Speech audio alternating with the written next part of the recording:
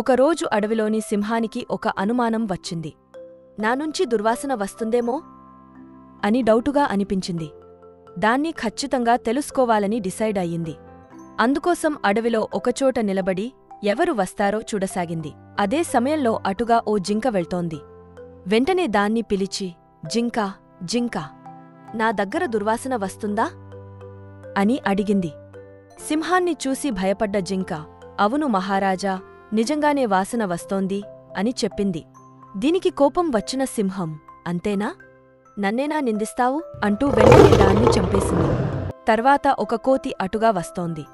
దాన్ని కూడా అదే ప్రశ్న అడిగింది. కోతి మాత్రం సింహానికి మెప్పు పొందాలని, లేదు మహారాజా, మీ నుంచి ఎటువంటి వాసన రాదు అని అబద్ధం చెప్పింది.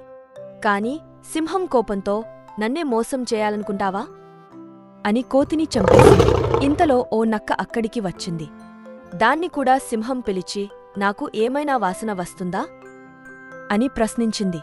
అప్పుడు నక్క చాలా తెలివిగా, మహారాజా, నాకు జలుబు వచ్చింది, సరిగ్గా వాసన పట్టలేను, క్షమించండి అని చెప్పింది. దీంతో సింహం నక్కను వదిలిపెట్టింది. నీతి చదవడానికి చిన్న కథలాగే ఉన్నా ఇందులో ఎంతో నీతి దాగి ఉంది. సమస్య ఎదురైనప్పుడు ఇలా తెలివిగా స్పందించాలనే గొప్ప సందేశాన్ని అందిస్తుంది. మనకు కూడా జీవితంలో ఇలాంటి సమస్యలే వస్తాయి. ఆ సమయంలో తెలివిగా వ్యవహరించి కష్టాల నుంచి బయటపడాలి.